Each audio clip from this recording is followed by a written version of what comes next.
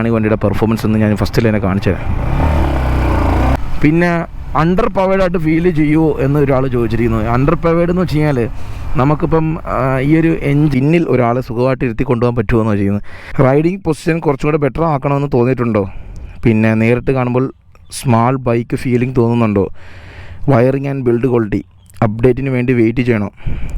Riding short റൈഡേഴ്സിനും tall റൈഡേഴ്സിനും എങ്ങനെയാണ് ഈ ഒരു വണ്ടി എന്നുള്ള കാര്യം, പിന്നെ ലോങ് റൈഡിനൊക്കെ എങ്ങനെയാണ് എന്നൊക്കെ ചോദിക്കുന്നുണ്ട്. ഇപ്പം കാര്യം എന്ന് പറഞ്ഞാൽ നിങ്ങൾ ഹ്യൂജ് എക്സ്പെക്റ്റേഷനിലൊന്നും വരരുത്. അതായത് VV ടെക്നോളജി ബൂസ്റ്റപ്പ് പവർ അങ്ങ് കയറും. 6 വർഷം ഞാൻ ആ ഒരു വണ്ടി ഉപയോഗിച്ചത്, 46,000 കിലോമീറ്റർ ഇന്ന് കംപ്ലീറ്റ് ആയി.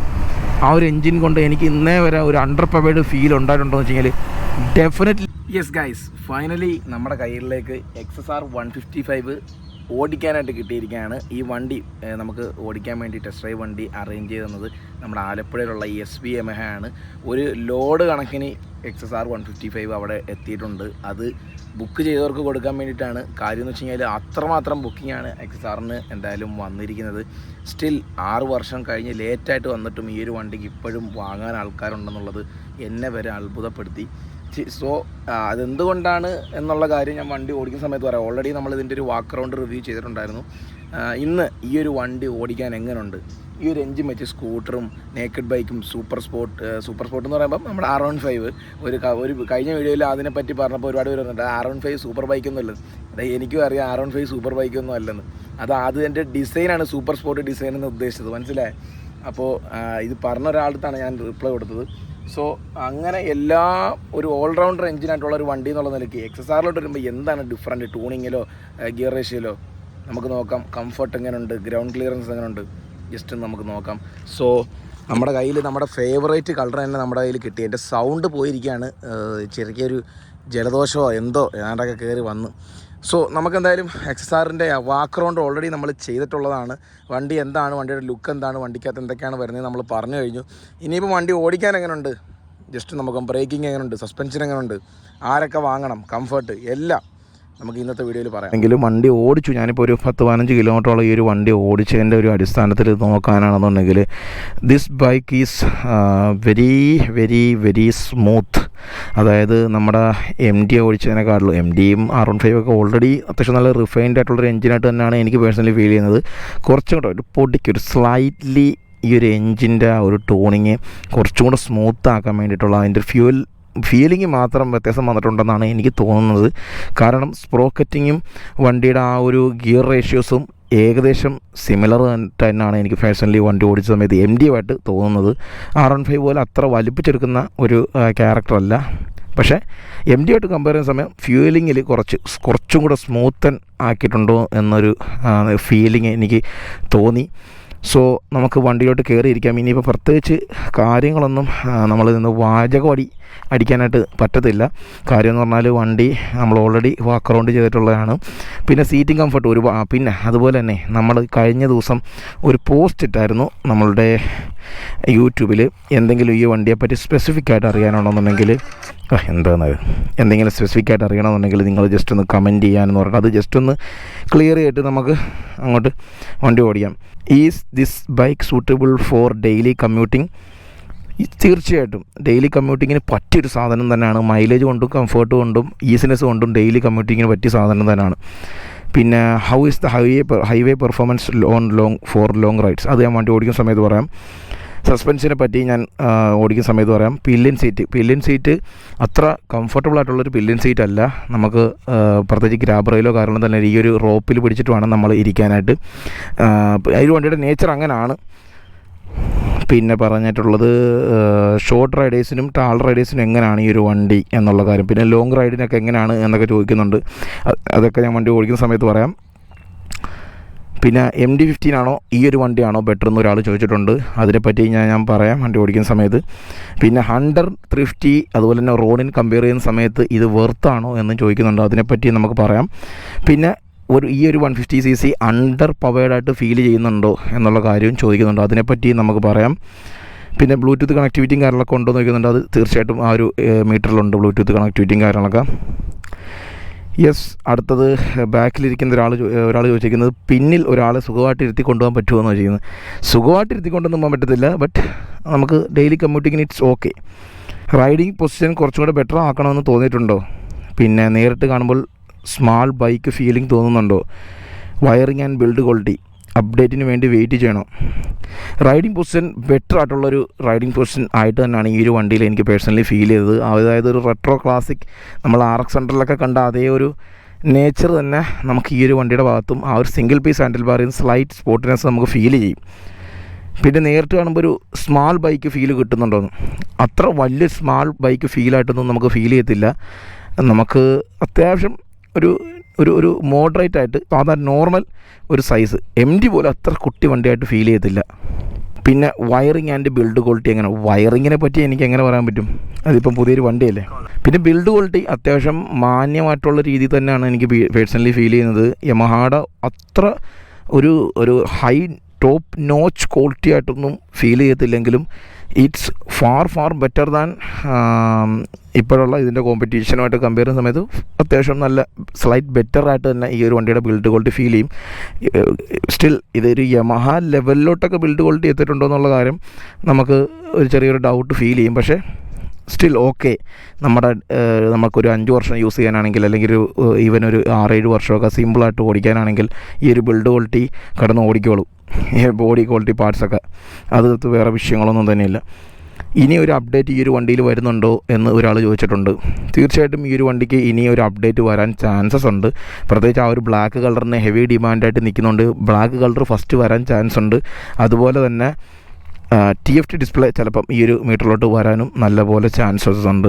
കാര്യം എന്ന് പറഞ്ഞാൽ ഇപ്പം LCD ഡിസ്പ്ലേയുടെയൊക്കെ കാലം ഏകദേശം കഴിയാറായി. ഇപ്പോൾ എല്ലാ വണ്ടിയിലും ആക്സസിൽ പോലും അല്ലെങ്കിൽ എല്ലാ ചെറിയ സ്കൂട്ടറുകളിൽ പോലും TFT ഡിസ്പ്ലേ ആണ്. സോ TFT ഡിസ്പ്ലേ എന്തായാലും വരും. കാര്യം യമഹായ്ക്ക് ഓൾറെഡി ഒരു TFT ഡിസ്പ്ലേ FCയിൽ പോലും ഉണ്ട്. സോ യെസ്, നമുക്കിനിയിപ്പം വണ്ടി ഓടിക്കാം. ഒരുപാട് പേര് ചോദിച്ചേക്കുന്ന ചോദ്യം എന്ന് പറഞ്ഞാൽ സ്മാൾ റൈഡേഴ്സിന്, ഷോർട്ട് റൈഡേഴ്സിന്, ടാൾ റൈഡേഴ്സിനൊക്കെ ഇതെങ്ങനെ ആയിരിക്കും ഈ ഒരു വണ്ടി എന്നുള്ള കാര്യങ്ങളും ചോദിക്കുന്നുണ്ട്. വണ്ടിയിലോട്ട് നമ്മൾ ഫസ്റ്റിൽ തന്നെ കയറിയിരിക്കും. വണ്ടിയുടെ വെയിറ്റ് നമുക്ക് പെട്ടെന്ന് ഫീൽ ചെയ്യും. അതായത് ഒരു 137 കിലോ മാത്രമാണ് വണ്ടിയുടെ ഭാരം എന്ന് പറയുന്നത്. യമഹായുടെ ഒരു പവർ ടു വെയിറ്റ് റേഷ്യോ തീർച്ചയായിട്ടും നമുക്ക് ഈ ഒരു വണ്ടിയുടെ ഭാഗത്ത് വണ്ടി ഓടിക്കുന്ന സമയത്തും വണ്ടിയിൽ കയറിയിരിക്കുന്ന സമയത്തും നമുക്ക് പേഴ്സണലി ഫീൽ ചെയ്യും.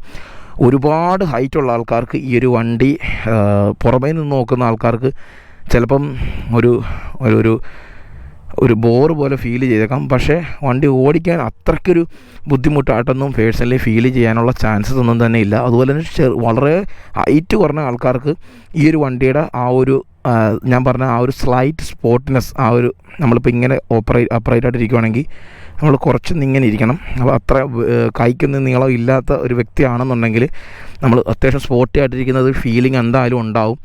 പിന്നെ ആ ഒരു POV ഒക്കെ കാണാൻ നല്ല ആ ഒരു പ്രോപ്പർ റെട്രോ ഫീല് തന്നെ വണ്ടിയിൽ കൊടുക്കുന്നുണ്ട്. അതായത് താക്കോൽ ഈ ഒരു ഭാഗത്തിടുന്നുണ്ട്.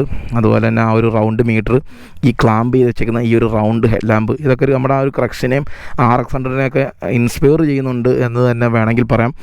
അതുപോലെ തന്നെ ഹാൻഡിൽ ബാർ എനിക്ക് തോന്നുന്നു MDയുടെ ആ ഒരു സെയിം ക്ലിപ്പിങ്ങും കാര്യങ്ങളൊക്കെ തന്നെയാണ് വന്നേക്കുന്നത്. ആ ഗ്രിപ്പാണെങ്കിലും പിന്നെ മിറർ, എൻ്റെ പൊന്നേ മിറർ ഇത്രയൊക്കെ അവർ ചെയ്തിട്ട് സോ നമുക്ക് മാറ്റാനേ ഉള്ളൂ, അത് വേറെ കാര്യം. ഈ മിറർ ഒന്ന് മാറ്റിയായിരുന്നെങ്കിൽ. യമഹായ്ക്ക് അതിലൊന്നും ശ്രദ്ധിക്കാൻ സമയമില്ല. ഒരു വണ്ടി ഇറക്കുമ്പോൾ മൊത്തത്തിൽ ചെക്ക് ചെയ്ത് ഇറക്കാനായിട്ട് അവർ ഓൾറെഡി നിൽക്കത്തില്ല. കാര്യം ഓൾറെഡി ഇൻ്റർനാഷണൽ മാർക്കറ്റിൽ വർഷങ്ങളായിട്ടുള്ളൊരു വണ്ടിയാണ്, അതിങ്ങോട്ട് എടുത്ത് വെച്ചു എന്നുള്ളതേ ഉള്ളൂ. അപ്പോൾ ഇന്ത്യൻ മാർക്കറ്റിലുള്ള ഒരു മിറർ എടുത്ത് ഇങ്ങോട്ട് നമുക്ക് തന്നു. ക്ലച്ച് ഫീല് നല്ല ലൈറ്റാണ്, സ്ലിപ്പർ ക്ലച്ചാണ്, അസിസ്റ്റൻറ്റ് സ്ലിപ്പർ ക്ലച്ചാണ്, ഇൻറ്റഗ്രേറ്റഡ് ആയിട്ടുള്ള സ്വിച്ചസും കാര്യങ്ങളൊക്കെ ആണ് വണ്ടിയിൽ ആ സ്റ്റാർട്ടർ ബട്ടണിൽ വന്നേക്കുന്നത്. വണ്ടി ഓണാക്കുമ്പോൾ തന്നെ നല്ല റിഫൈൻഡ് സൗണ്ട്, നല്ല പൂ പോലത്തെ റിഫൈൻഡ്, ത്രോട്ടിലൊക്കെ നല്ല റിഫൈൻഡ് ആയിട്ട് തന്നെ ഫീൽ ചെയ്യുന്നു. എൻ്റെ ഹൈറ്റ് വെച്ചിട്ട് എനിക്ക് നല്ല രീതിയിൽ തന്നെ ഫുട് വർക്ക് ചെയ്യാൻ സാധിക്കുന്നുണ്ട്. ഫസ്റ്റ് സോയസ് ആ ബാക്കിൽ നിന്നുള്ള ആ വ്യൂവും കാര്യങ്ങളൊക്കെ നല്ല ഭംഗിയുണ്ട് കാണാൻ. ആ ഒരു ടെയിലൈറ്റ് ഒരു വല്ലാത്തൊരു ഭംഗിയുണ്ട്. നമുക്ക് 0 to 100 ജസ്റ്റ് ഒന്ന് ചെക്ക് ചെയ്ത് നോക്കാം എങ്ങനെയാണ് ഈ വണ്ടിയുടെ പെർഫോമൻസ് എന്ന് ഞാൻ ഫസ്റ്റിൽ തന്നെ കാണിച്ചു തരാം.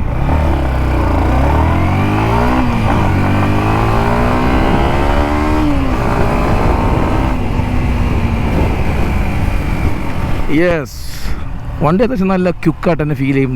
100 പിന്നെ ആ 100 പോലൊന്നും അത്രയ്ക്കും കൊണ്ടൊരു പഞ്ച് ആ അത് ലോങ് സ്ട്രോക്ക് എൻജിനാണ്, തീർച്ചയായിട്ടും അതിന് അതിൻ്റേതായിട്ടുള്ളൊരു പഞ്ചിനെസ് എന്തായാലും കിട്ടും.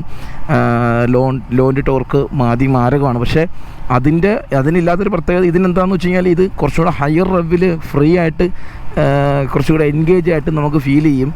പിന്നെ മോശമില്ലാത്ത ഒരു ലോൻറ്റും കിട്ടുന്നുണ്ട്.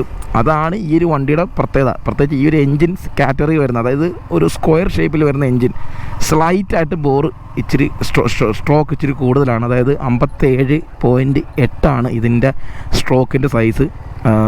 നമ്മുടെ ബോറാണെങ്കിലും 57 സംതിങ് ആ റേഞ്ചിൽ തന്നെയാണ് വരുന്നത്. സോ വണ്ടിയുടെ ആ ഒരു നേച്ചർ നോക്കാനാണെങ്കിൽ റോണിൻ പോലെ തന്നെ ഫീൽ ചെയ്യുന്നുണ്ട്. പക്ഷേ റോണിൻ കുറച്ചും കൂടെ ടോർക്കുണ്ട്. റോണിൻ്റെ കാര്യം അത്രയും എക്സ്ട്രാ CC ഡിസ്പ്ലേസ്മെൻറ്റ് ഉള്ളതുകൊണ്ട് തന്നെ ആ ഒരു വണ്ടിയുടെ ടോർക്ക് നമുക്ക് ഇനീഷ്യൽ ഗിയറിൽ അതിനറിയാൻ സാധിക്കും. പക്ഷേ ഇതെന്ന് വെച്ച് കഴിഞ്ഞാൽ ഭയങ്കര സ്മൂത്താണ്. ഇത്രയും വണ്ടികളെക്കാട്ടിലും ഭയങ്കര റിഫൈൻഡ് ആയിട്ട് തന്നെ നമുക്ക് ഫീൽ ചെയ്യും. കുറച്ചുകൂടെ അഡ്വാൻസ്ഡ് ആയിട്ട് പ്രീമിയം ആയിട്ട് തന്നെ നമുക്ക് ഫീൽ ചെയ്യുന്നുണ്ട് വണ്ടിയുടെ ആ ഒരു എൻജിൻ ക്യാരക്ടർ. കാര്യം ഇത് ലിക്വിഡ് കൂൾഡ് എൻജിനാണ്, ബാക്കി രണ്ടും എയർ കൂൾഡാണ്. ഒരു സ്പോർട്ടി ക്യാരക്ടറുള്ള ഒരു എൻജിൻ തന്നെയാണിത്. നമ്മളിങ്ങനെ കൈ കൊടുത്താൽ ഇങ്ങനെ കയറിക്കോളും, പേതൊക്കെ കയറും. അതായത് നല്ല റിഫൈൻഡും റവ് ഹാപ്പി ആയിട്ടുള്ളൊരു എൻജിനാണ്. ഇതൊരു R15 ഇരിക്കുന്ന എൻജിനാകുമ്പോൾ തന്നെ നിങ്ങൾക്ക് അറിയാമല്ലോ, അത്യാവശ്യം റവ് ചെയ്യാൻ മടിയോ കാര്യങ്ങളോ ഒന്നും തന്നെ ഇല്ല. ഒരു ഓൾറൗണ്ടർ എൻജിനാണ്. പവർ ഡെലിവറി ഭയങ്കര ലീനിയറാണ്. എനിക്ക് തോന്നുന്നത് ആ ഒരു R15 വെർഷൻ 3 BS4-ൻ്റെ സമയത്ത് ഈ ഒരു എൻജിൻ വന്നായിരുന്നെങ്കിൽ കുറച്ചുകൂടെ പഞ്ച് ഫീൽ ചെയ്തേനെ. MDയുടെ ആ ഒരു സെയിം പെർഫോമൻസ് അതുപോലെ തന്നെ നമുക്ക് ഫീൽ ചെയ്യും ഏകദേശം. പക്ഷേ കുറച്ചും കൂടെ സ്മൂത്ത് ആൻഡ് ലീനിയറാണ്. ആ ഫ്യൂലിങ്ങിൽ എനിക്ക് തോന്നുന്നു XR-ൽ ആകെപ്പാടുള്ളൊരു മാറ്റം ആ ഒരു ഫ്യൂലിങ്ങിലുള്ള വ്യത്യാസം ആയിരിക്കണം. സ്ലൈറ്റ്ലി കുറച്ചും കൂടെ ബെറ്ററായിട്ട് ഫ്യൂലിങ് സ്മൂത്ത്നെസ് ചെയ്ത് വെച്ചിട്ടുണ്ട് ഈ ഒരു എൻജിനകത്ത്.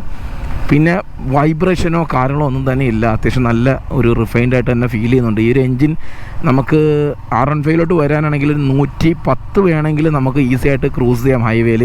പക്ഷേ ഇത് എൻജിൻ ആ ഒരു ലെവലിൽ കേപ്പബിൾ ആണെങ്കിലും ഈ ഒരു വണ്ടിക്കകത്ത് അത് നടക്കത്തില്ല. കാര്യം ഈ ഒരു വണ്ടിക്കകത്ത് MDക്കകത്ത് കാര്യം അത് നേക്കഡാണ് ഈ രണ്ട് വണ്ടി. പക്ഷേ സസ്പെൻഷൻ കുറച്ച് സ്റ്റിഫർ സൈഡാണ്. അതായത് സസ്പെൻഷൻ സ്റ്റെബിലിറ്റിക്ക് വേണ്ടിയിട്ട് അത്യാവശ്യം നല്ല സ്റ്റിഫറായിട്ട് തന്നെ സെറ്റ് ചെയ്ത് വെച്ചിട്ടുണ്ട്. വലിയ സ്റ്റിഫ്നെസ്സൊന്നും അല്ല, പക്ഷേ ചെറിയ ചെറിയ കട്ടറൊക്കെ നമുക്ക് അറിയാൻ സാധിക്കുന്നുണ്ട് ആ ഒരു സസ്പെൻഷൻ്റെ കാര്യത്തിൽ. ബാഡ് റോഡ്സിൽ നമുക്ക് ഈ ഒരു ലെവലിലൊക്കെയാണ് പെർഫോമൻസ് കിട്ടുന്നത്. ഓഫ് റോഡിങ് പറ്റുമെന്ന് വെച്ച് കഴിഞ്ഞാൽ ഒരു ഓഫ് റോഡ് സെൻട്രിക് ആയിട്ടുള്ള വണ്ടിയൊന്നും അല്ല. ഓഫ് റോഡ് ചെയ്യാൻ പറ്റത്തില്ലയോ എന്ന് വെച്ച് കഴിഞ്ഞാൽ മൈൻഡ് ഉണ്ടെങ്കിൽ കൊണ്ട് ചെയ്യാം. ഗ്രൗണ്ട് ക്ലിയറൻസ് അതിനൊരു വലിയ പ്രശ്നമായിട്ടൊന്നും ഇതുവരെ ഫീൽ ചെയ്തിട്ടൊന്നുമില്ല. പിന്നെ ടയർ MRFൻ്റെ ടയറാണ് വരുന്നത്. കുറച്ച് മോശം ടയറാണെന്ന് വെച്ച് കഴിഞ്ഞാൽ ഇത് ഒരു ബഡ്ജറ്റ് ടയറാണ്. അപ്പോൾ അതിനനുസരിച്ചുള്ള പെർഫോമൻസ് നിങ്ങൾ പ്രതീക്ഷിച്ചാൽ മതി. പക്ഷേ ചെറിയൊരു കോർണറിങ് ഒക്കെ എടുക്കാൻ അത്ര എന്താ പറയണ്ടേ മോശം ടയറായിട്ടൊന്നും ഫീൽ ചെയ്യുന്നൊന്നുമില്ല. പിന്നെ ഹൈവേ പെർഫോമൻസിന് എങ്ങനെയാണെന്ന് വെച്ച് കഴിഞ്ഞാൽ ഞാൻ പറഞ്ഞില്ലേ, ഇത് കേപ്പബിൾ ആയിട്ടുള്ള എഞ്ചിനാണെങ്കിൽ പോലും ഈ ഒരു വിൻ ബ്ലാസ്റ്റ് നമുക്കൊരു ഫറ്റീഗ് ഉണ്ടാക്കും. അതുമാത്രമല്ല ഒരു 135 ആ റേഞ്ചിലൊക്കെയാണ് വണ്ടിയുടെ ടോപ്പ് സ്പീഡ് വരുന്നത്. ഒരു 90-95 100 വേണമെങ്കിൽ നമുക്ക് ഈസി ആയിട്ട് ഹൈവേയിൽ ക്രൂസ് ചെയ്യാൻ സാധിക്കും എന്നുള്ളതാണ്. അങ്ങനെ ഹീറ്റിങ്ങോ കാര്യങ്ങളോ ഒന്നും തന്നെ ഇല്ല. നിങ്ങൾക്ക് അറിയാമല്ലോ R15 ഇത് ഇന്നേ വരെ ഒരു ഹീറ്റിങ് ഇഷ്യൂ ആയിട്ടൊന്നും ആരും പറഞ്ഞു കേട്ടിട്ടില്ല. ഞാൻ ഉപയോഗിച്ചുകൊണ്ടിരിക്കുന്ന എനിക്ക് പോലും ഇതുവരെ തോന്നിയിട്ടില്ല. പിന്നെ ബാക്കിൽ ലഗേജൊക്കെ വെച്ച് കൊണ്ടുപോകാൻ പറ്റുമെന്ന് വെച്ച് കഴിഞ്ഞാൽ ലഗേജൊക്കെ വെച്ചുകൊണ്ട് പോകാൻ സാധിക്കുന്ന ഒരു രീതിയിൽ തന്നെയാണ് വണ്ടി നമുക്ക് കാണാൻ സാധിക്കുന്നത്. പക്ഷേ നമ്മൾ ഒരു GS-ലോ അല്ലെങ്കിൽ ഒരു RTX-ലോ ഉള്ളതുപോലെയുള്ള ലഗേജ് സെറ്റപ്പ് ഒന്നും നമുക്ക് അത് ചെയ്യാൻ പറ്റുമെന്ന് തോന്നുന്നില്ല. വേണമെന്നുണ്ടെങ്കിൽ ചെയ്യാം. പിന്നെ അണ്ടർ പവേഡായിട്ട് ഫീൽ ചെയ്യുമോ എന്ന് ഒരാൾ ചോദിച്ചിരിക്കുന്നത്. അണ്ടർ പവേഡ് എന്ന് വെച്ച് കഴിഞ്ഞാൽ നമുക്കിപ്പം ഈ ഒരു എൻജിൻ അതിൻ്റെ മാക്സിമം പവർ ഇത് നമുക്ക് തരുന്നുണ്ട്. അതുകൊണ്ട് തന്നെ ഒരു 150 cc അണ്ടർ പവേഡായിട്ട് തോന്നുന്നില്ലെങ്കിലും നമ്മൾ കൂടുതലും ഈ ഒരു എൻജിനെ കമ്പയർ ചെയ്യുന്നത് 200 cc ആ ഒരു റേഞ്ചിലൊക്കെയാണ്. അപ്പം അതൊക്കെ ഓവർ ഹൈപ്പാണ്. ഈ ഒരു വണ്ടിയെ കാണേണ്ട രീതി കണ്ടു കഴിഞ്ഞാൽ ഒരിക്കലും അണ്ടർ പവേഡായിട്ട് ഫീൽ ചെയ്യത്തില്ല. കമ്പയർ ടു റോണിൻ എന്നൊക്കെ നോക്കുന്ന സമയത്ത് ഇതിൻ്റെ ആയിട്ടുള്ള ഗുണങ്ങളുണ്ട്, അതിൻ്റെ ആയിട്ടുള്ള ഗുണങ്ങളുണ്ട്. അപ്പോൾ അങ്ങോട്ടും ഇങ്ങോട്ടും ബാലൻസ്ഡായിട്ട് നിൽക്കണം. അതാണ് ഈ ഒരു വണ്ടിയുടെ പ്രത്യേകത എന്ന് പറയുന്നത്. Better in both worlds. നമുക്ക് ലോ എൻഡിലും എല്ലാ ഗിയറിലും അത്യാവശ്യം നല്ല റെസ്പോൺസീവായിട്ടുള്ള പവർ ഈ ഒരു വണ്ടിക്കകത്ത് വരുന്നുണ്ട്. കുഴപ്പമില്ലാത്ത ടോപ്പ് എൻഡും വരുന്നുണ്ട്.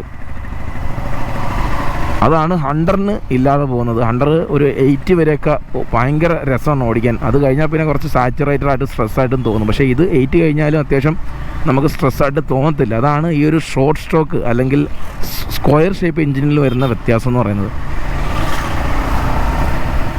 ഇനി ഒരു അപ്ഡേറ്റിന് വേണ്ടി വെയിറ്റ് ചെയ്യണമെന്ന് വെച്ച് കഴിഞ്ഞാൽ അതിൻ്റെ ആവശ്യമൊന്നുമില്ല. ഇപ്പം തന്നെ വണ്ടി അത്യാവശ്യം നല്ല കുഴപ്പമില്ലാത്തൊരു വാല്യൂ ഫോർ മണി ഡീലായിട്ട് തന്നെയാണ് എനിക്ക് പേഴ്സണലി ഫീൽ ചെയ്യുന്നത്. കാര്യം ഇതൊരു liquid cooled VVA slipper clutch and dual channel ABS വരുന്ന ഒരു മോഡലായതുകൊണ്ട് തന്നെ അത്യാവശ്യം അഡ്വാൻസ്ഡ് ആയിട്ടുള്ളൊരു വണ്ടി, 6 സ്പീഡ് ഗിയർ ബോക്സ് വരുന്നൊരു വണ്ടി എന്നുള്ള നിലയ്ക്ക് റോണിൻ്റെ ബേസ് വേരിയൻറ്റുമായിട്ട് കമ്പയർ ചെയ്യുന്ന സമയത്ത് 15,000 രൂപ മാത്രമാണ് ഈ ഒരു വണ്ടിക്ക് കൂടുതൽ വരുന്നത്. So great deal. റോണിന് ഇഷ്ടപ്പെടാത്ത ആൾക്കാർക്ക് ഈ വണ്ടി എടുക്കാം, ഇത് ഇഷ്ടപ്പെടാത്ത ആൾക്കാർക്ക് റോണിന് എടുക്കാം, അത് രണ്ടും ഇഷ്ടമില്ലാത്തവർക്ക് ഹണ്ടർ എടുക്കാം. അപ്പം ഈ ഇത്രയും വണ്ടികളിൽ വേറെ പ്രത്യേകിച്ച് വലിയൊരു പോരായ്മയായിട്ടൊന്നും എനിക്ക് തോന്നുന്നില്ല. കുറച്ചും കൂടെ ബെറ്റർ ആയിട്ടുള്ളൊരു ടെക്നോളജിയും അഡ്വാൻസ്ഡ് ആയിട്ടുള്ളൊരു എഞ്ചിനൊക്കെ വേണമെങ്കിൽ നമുക്ക് XSRലോട്ട് വരാം. അതെല്ലാത്തിലുപരി വർഷങ്ങളായിട്ട് കാത്തിരുന്നൊരു വ്യക്തി എന്നുണ്ടെങ്കിൽ ഇപ്പോഴെടുത്താലും പ്രത്യേകിച്ച് നിങ്ങൾക്ക് നഷ്ടബോധമൊന്നും ഉണ്ടാവാൻ പോകുന്നില്ല. ഈ വണ്ടിയായിട്ട് തന്നെ കാണുക. 250cc ഓടിച്ചുകൊണ്ടിരുന്ന ആൾ ഈ വണ്ടിയിലോട്ട് അപ്ഗ്രേഡ് ചെയ്യണമെന്ന് വെച്ച് കഴിഞ്ഞാൽ ഡെഫിനറ്റ്ലി ആ ഒരു പവർ കുറഞ്ഞതായിട്ട് നിങ്ങൾക്ക് ഫീൽ ഉണ്ടാവും. അതിൽ യാതൊരു വിധത്തിലുള്ള ഡൗട്ടും വേണ്ട. പക്ഷേ ഒരു ബിഗിനർ എന്നുള്ള നിലയ്ക്ക് ഡെയിലി കമ്മ്യൂട്ടിങ്ങിനും ഒക്കേഷനലി ടൂറിങ്ങിനും അത്യാവശ്യം പില്ലിയൻ ഫ്രണ്ട്ലി ആണോ എന്ന് വെച്ച് കഴിഞ്ഞാൽ പില്ലിയൻ ഫ്രണ്ട്ലി അത്രയ്ക്കാണെന്ന് എനിക്ക് തോന്നുന്നില്ല. ഒരു അത്യാവശ്യം ലോങ് റൈഡൊക്കെ കൊണ്ടുപോകാൻ താല്പര്യം കംഫർട്ടബിളായിട്ട് കൊണ്ടുപോകാനാണെന്നുണ്ടെങ്കിൽ ഗ്രാബ് റെയിലോ കാരണം തന്നെ ഇല്ല. അതുകൊണ്ട് പില്ലിയൻ കുറച്ച് ശോകമായിരിക്കും. പിന്നെ ഫ്യൂൽ എഫിഷ്യൻസി മെയിനായിട്ടും ഡെയിലി റൈഡിങ് ചെയ്യുന്ന ആൾക്കാർക്ക് ഈ ഒരു വണ്ടിയുടെ ഏറ്റവും വലിയൊരു പ്ലസ് പോയിൻ്റ് അറിയാൻ പോകുന്നത് ഫ്യൂൽ എഫിഷ്യൻസിയിലാണ്. ഫ്യൂൽ എഫിഷ്യൻസി എങ്ങനെ ഓടിച്ചാലും ഒരു 40-45 മര്യാദയ്ക്കൊക്കെ ഓടിച്ചു കഴിഞ്ഞാൽ ഒരു 50-55-60 വരെ കിട്ടുന്നവരുണ്ടെന്ന് പറയുമ്പോൾ തന്നെ കണ്ണ് തെള്ളുകയാണ്. എന്ത് മാജിക്കാന്ന് വെച്ച് കഴിഞ്ഞാൽ അത് എനിക്ക് തോന്നുന്നു ആ ഒരു VV ആണ്. ലോ എൻഡിൽ നല്ല രീതിയിൽ ടോർക്ക് കൊടുക്കാൻ പറ്റുന്നതുകൊണ്ട് തന്നെ നല്ല ഫ്യൂൽ എഫിഷ്യൻ്റാണ് ഈ ഒരു വണ്ടിയുടെ എൻജിൻ നമുക്ക് പ്രൊവൈഡ് ചെയ്യുന്നത്. ഇനിയിപ്പം റോണിനാണോ ഇതാണോ ബെറ്റർ എന്ന് ഒറ്റ വാക്കിൽ എൻ്റെ അടുത്ത് ചോദിച്ചു കഴിഞ്ഞാൽ പേഴ്സണലി കുറച്ചും കൂടെ റൈഡിങ് എൻജോയ് ചെയ്യണം. അതായത് കുറച്ചും കൂടെ നിങ്ങളുടെ ഇഷ്ടത്തിനനുസരിച്ച് ഈ ഒരു എൻജിനെ നിങ്ങൾക്ക് മാറ്റണം. അതായത് ഇതുപോലെ വലിപ്പിച്ച് അങ്ങോട്ട് എടുക്കണം. എന്നാൽ റോണിൻ പോകുന്ന പോലെ ലോ എൻഡിൽ അത്യാവശ്യം നല്ല കാമായിട്ടും പോകാൻ സാധിക്കണം എന്നൊക്കെ നിങ്ങൾ ആഗ്രഹിക്കുന്നവരാണെങ്കിൽ കുറച്ച് നിങ്ങൾക്ക് പൊളിച്ചോടിച്ചാലും നല്ല മൈലേജൊക്കെ കിട്ടണം എന്ന ഒരു റിലയബിൾ ആയിട്ടുള്ളൊരു എൻജിൻ വേണമെന്നൊക്കെ ഉണ്ടെങ്കിൽ ഈ വണ്ടിയാണ് നിങ്ങളുടെ വണ്ടി. ഞാൻ പറഞ്ഞല്ലോ ഒരുപാട് ലേറ്റായി വന്ന വണ്ടിയാണ്. ഒരുപാട് ആൾക്കാർ റോണിലോട്ടൊക്കെ പോയി കഴിഞ്ഞു ഓൾറെഡി. ബട്ട് സ്റ്റിൽ ഒരു ഹ്യൂജ് ആയിട്ടുള്ളൊരു കസ്റ്റമർ ഇപ്പോഴും വെയിറ്റിംഗ് ആണ് ഈ ഒരു വണ്ടി വാങ്ങാനായിട്ട്. ഒരു സെക്കൻഡറി വണ്ടിയായിട്ടോ അല്ലെങ്കിൽ ഒരു ആഗ്രഹത്തിൻ്റെ പുറത്തെടുക്കാനോ എങ്ങനെ എടുത്താലും നിങ്ങളൊരു നിരാശപ്പെടുത്താൻ ഈ ഒരു വണ്ടി സാധ്യത കുറവാണ്. എനിക്ക് ഓടിച്ചപ്പോൾ അങ്ങനെയാണ് പേഴ്സണലി ഫീൽ ചെയ്തത്. നല്ല ഒരു ഫൺ ടു റൈഡ് ഈ ഒരു വണ്ടി എനിക്ക് സമ്മാനിക്കുന്നുണ്ട്. എനിക്ക് ഒരുപാട് ഇഷ്ടപ്പെട്ടു ഈ ഒരു വണ്ടി.